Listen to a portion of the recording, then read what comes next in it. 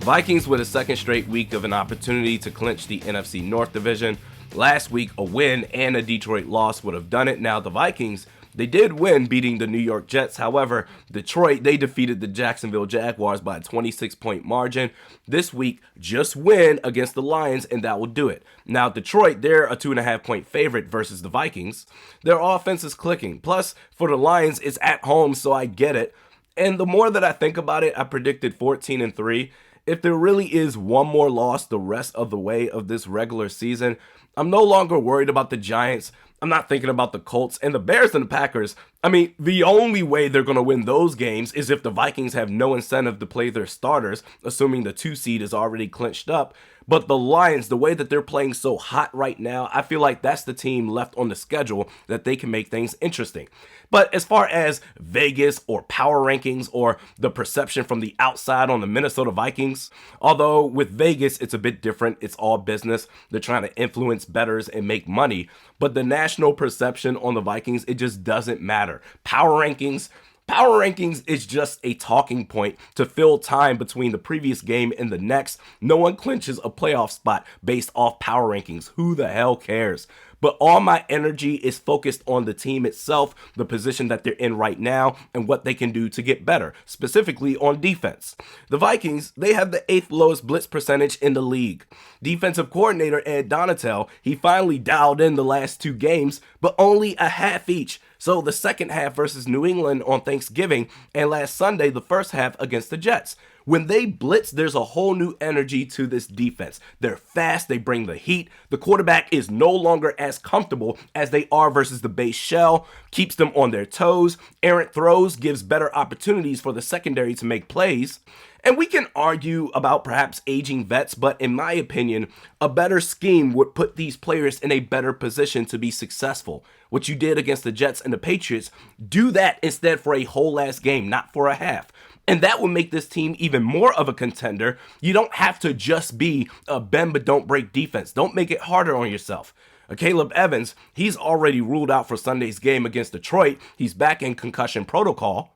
With Booth out for the year, the cornerback group for the Vikings, it's a bit dicey.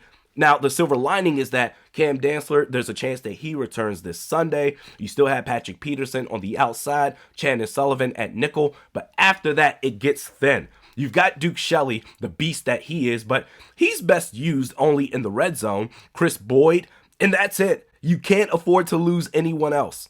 At this point, the Vikings are better off signing a player or 2 off the street, maybe AJ Bouye, Richard Sherman, or hell, even Kevin King, because where the Vikings are, it's not about the level of talent that you have as a free agent at this juncture, 12 games into a 17-game regular season. It's, do you have depth? And the Vikings do not have that right now. Sign a corner yesterday. Comments time.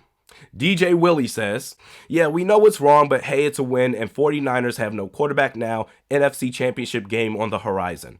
Don't count your chickens before they hatch. And I say that because with the 49ers, yes, on the surface, it's wow, they lost their starting quarterback, so it makes things a bit easier for whoever's playing them in the playoffs. But the way that the 49ers play their formula for in recent memory, regardless of the head coach, whether it's Kyle Shanahan right now with Jimmy G or Jim Harbaugh with Alex Smith, Colin Kaepernick, he was the outlier. But besides that, the 49ers, the blueprint for them is a great defense and a strong run game. They don't ask a lot from their quarterbacks. So even with Brock Purdy, you still have to look at the 49ers as a legitimate threat in the playoffs.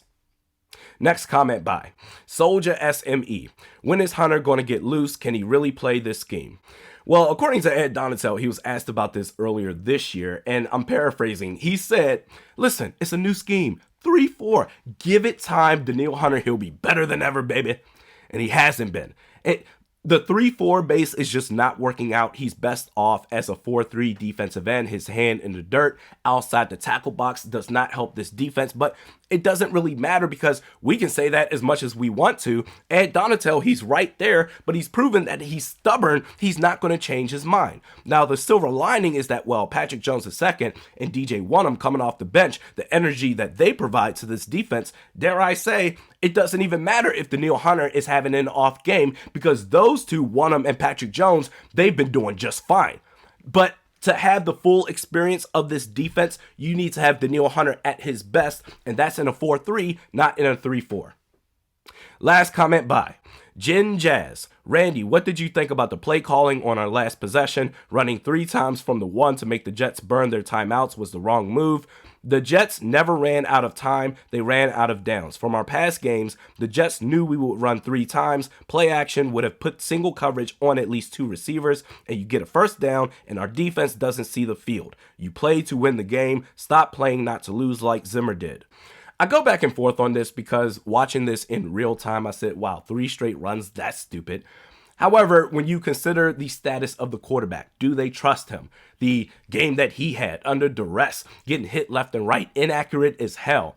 Obviously, they didn't trust Kirk Cousins. If they did, they would have lined up at least one time in shotgun formation. Instead, when he lined up under center, I said, okay, and I knew the Jets defense, they knew this as well. Okay, they're going to run the football. The plus side is they got them to use all 3 timeouts. Now, let's say if they were aggressive and let's throw the football and it's incomplete, which was not out the realm of possibility the way Kirk Cousins was playing on Sunday, then you give the Jets the ball back with 1 timeout left. High risk, high reward. As annoyed as I was running the ball 3 straight times, I get it, bigger picture. We're back at it tomorrow. We'll see you then.